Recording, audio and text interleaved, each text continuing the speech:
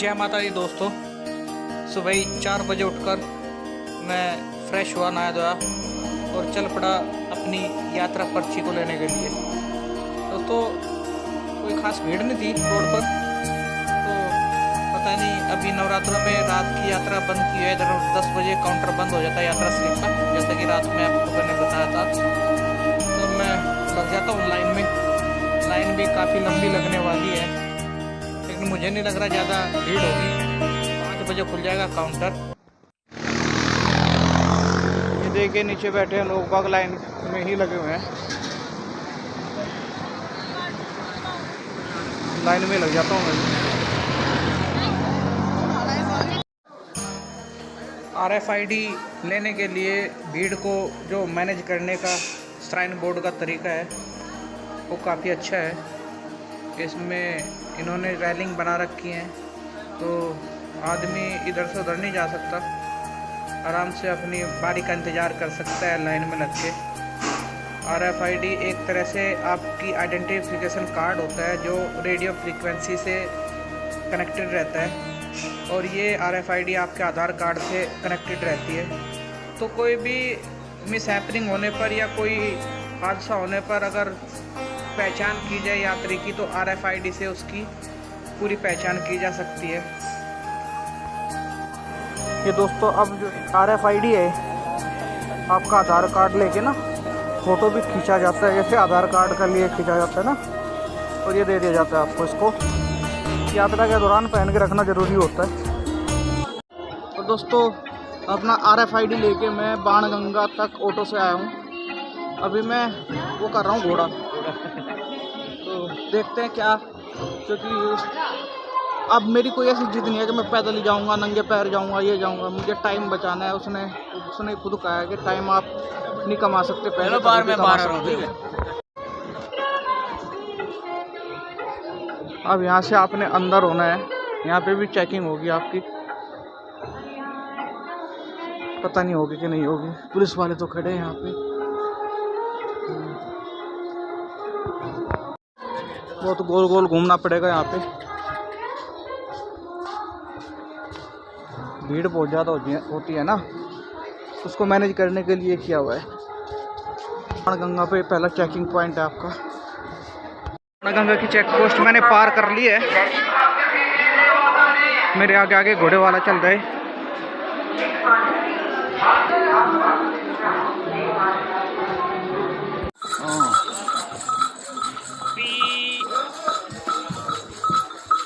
थोड़ी ना प्रॉब्लम हो गई थी, मेरे पास कैश कम है, तो मैंने इनको बोला पेटीएम करूँगा, तो उसमें रोड़ा पा गया। इन्होंने कहा कि हम भवन पे करा देंगे, तो इन्होंने अपनी तरफ से कैश दिया मेरे को। मैंने घोड़ा कर लिया आने जाने का, तो मज़ा आ रहा है। थोड़ी बादशाह वाली फीलिंग आ रही है। घोड़े वाले ने ना घोड़ा रोका है, और यहाँ पे इसने पेटीएम कराया मेरे से 1250 का, और 50 रुपये की टिप ली है इस भाई को। भाई शक्ल दिखा जरा। अरे यार दिखा ना, उससे कुछ नहीं होता। तो मैं ब्लॉग बना रहा हूँ यार, ब्लॉग में आएगा तू। कोई बात शर्मा रहा है। शक्ल नहीं दिखा रहा।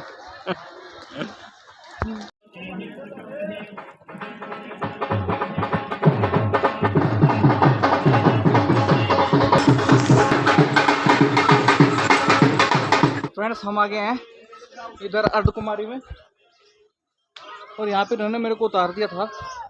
चेक पोस्ट होती है यहाँ पे खच्चरों की, घोड़ों वालों की। दोबारा इसको राइड करता हूँ।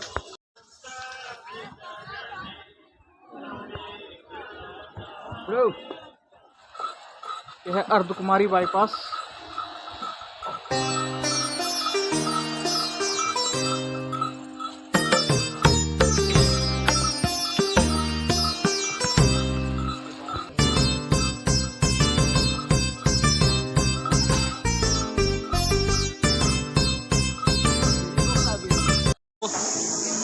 इस टाइम मैं हूँ हाथी मत्थे हुए।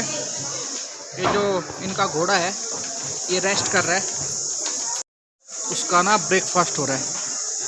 जैसे अभी मैंने रुक के यहाँ पे चाय और जलेबी का ब्रेकफास्ट किया है।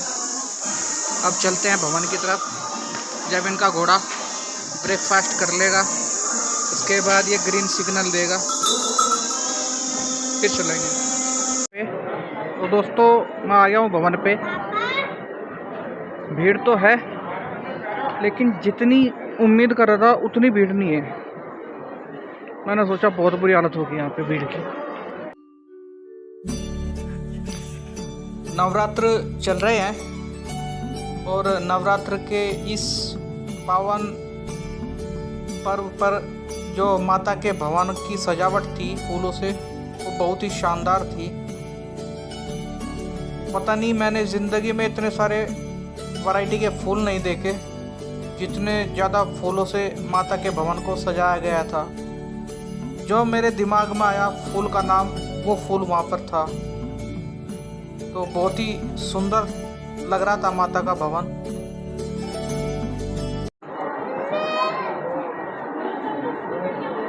तो दोस्तों मैं यहाँ से थोड़ा वो ले रहा हूँ माता की चुनरी वगैरह, और फिर यहाँ पे लॉकर में जो है ना सारा सामान जमा कर दूँगा।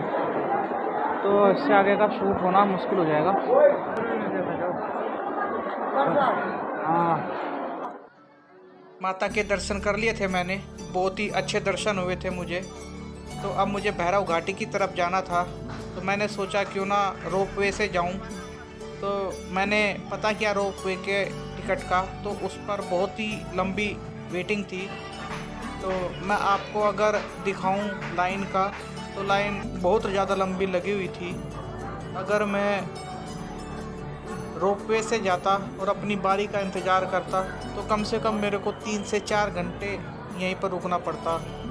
इतना टाइम शायद माता ने नहीं दिया था मुझे, तो मेरे पास अब घोड़ा करने का ही ऑप्शन बचता था। तो मैं यहाँ से वापस हो लिया। तो मैंने घोड़ा किया, फिर भैरव घाटी से फिर वापस कटरा की तरफ। तो मैं चल दिया यहाँ से भैरव बाबा के दर्शन करने। तो फ्रेंड्स हम जा रहे हैं अब भैरव बाबा की तरफ, लेकिन मौसम बहुत सुहावना हो गया यहाँ पे एकदम। बड़ा ही धूप ख़त्म हो गई, हल्की हल्की धुंध सी आ गई है, तो थोड़ी थोड़ी ठंड भी फील हो रही है। मौसम बड़ा शानदार है। देखो मौसम कितना प्यारा हो रखा है। ये भैरव बाबा की चढ़ाई भी बहुत ऊंची है।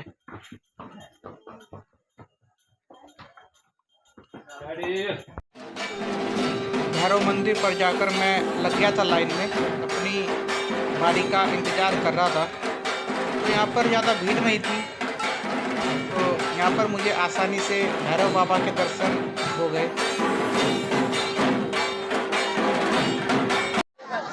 भैरव बाबा के दर्शन कर लिया है मैंने, और कथानुसार मेरी जो माता वैष्णो देवी की यात्रा थी वो पूरी हो गई है। बहुत अच्छा फील हो रहा है।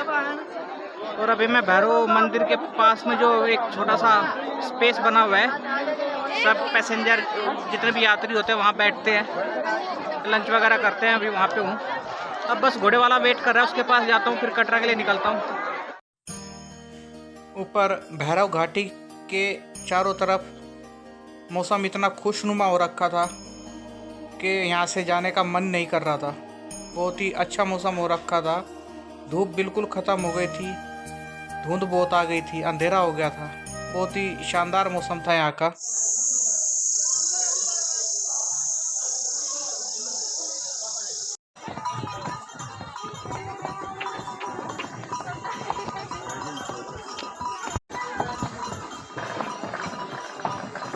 और ये देखिए टीम वर्क का बहुत ही बेहतरीन एग्जाम्पल।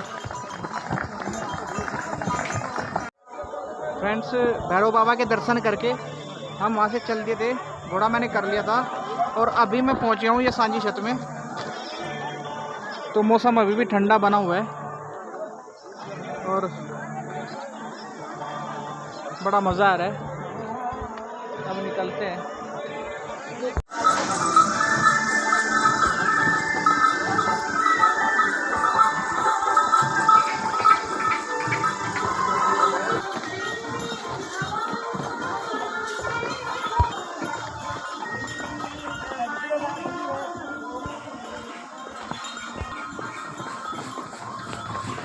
और ये देखिए दुनिया का एकमात्र व्हीकल जिसका स्टीयरिंग बैक साइड में है, जो कि फ्लैट है। ये बैक साइड से ही कंट्रोल होता है। वापसी में अर्धकुमारी के दर्शन किए और बाईपास से ही कटरा की तरफ प्रस्थान कर लिया। यहाँ से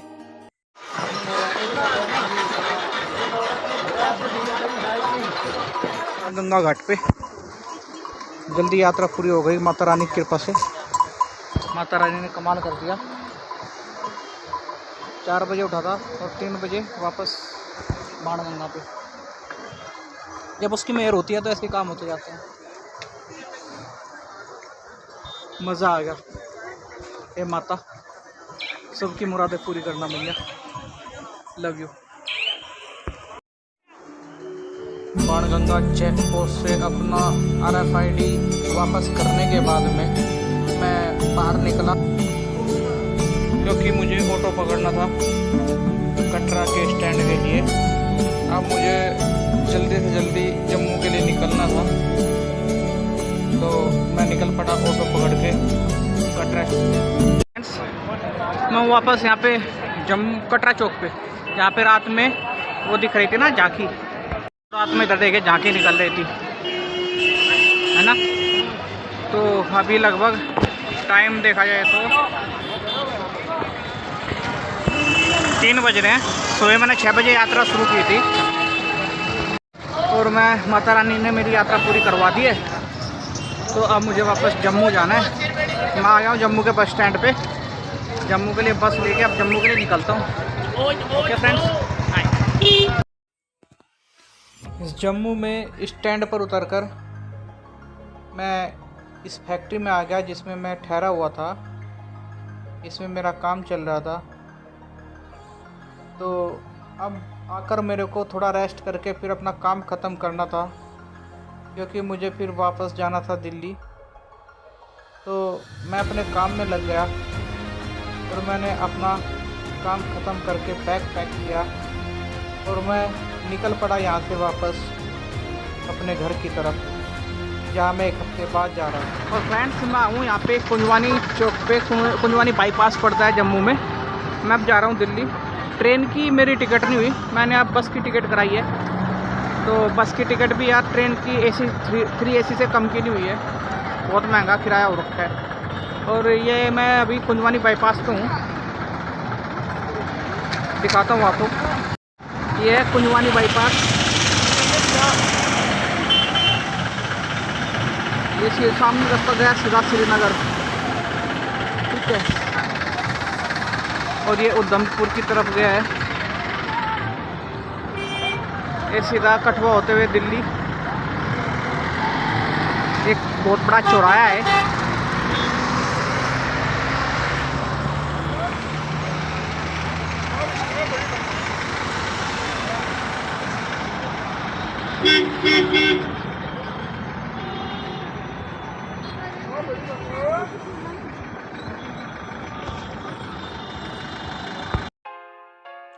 थोड़ी देर इंतज़ार करने के बाद मेरी बस आ गई और मैं इसमें चढ़ गया।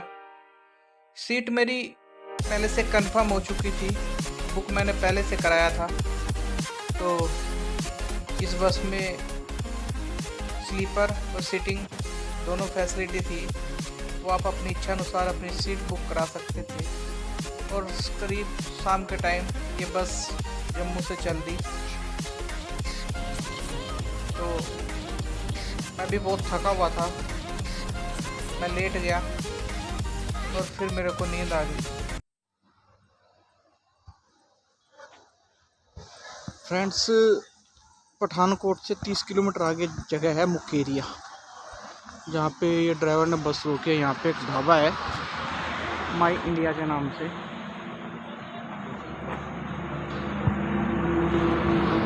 तो यहाँ पे वही खाना वाना खिलाने के लिए इनका सबका आपस में कमीशन तो होता ही है। ड्राइवरों को बड़ा शानदार खाना मिलता है इन लोगों को ढाबों पे। ये लक्ष्मी हॉलीडे की बस है जिसमें अपनी सीट बुक है। एक बस और आके रुकी है।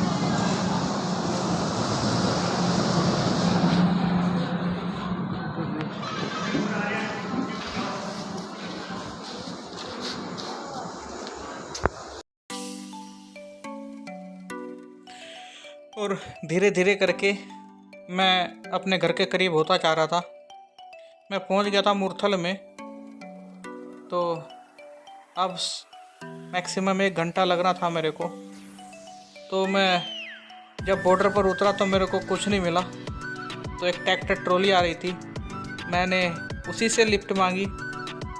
तो ट्रैक्टर वाला कभी आपको मना नहीं करेगा, कार वाला मना कर देगा। अगर ट्रैक्टर वाला खाली है तो वो आपको ज़रूर लिफ्ट देगा। तो मैंने ट्रैक्टर से लिफ्ट ली। ट्रैक्टर से बैठकर फिर मैं नरेला तक आया। ट्रैक्टर पे तो पहले भी बहुत बैठा हूँ, बचपन ही ऐसे गुजरा है, लेकिन आज इस ट्रैक्टर पे बैठकर सवारी करने का मज़ा ही कुछ और था। बहुत मज़ा आ रहा था। तो धचके भी लग रहे थे, खड्डे, लेकिन एंजॉय कर रहा था इस ट्रैक्टर राइड को।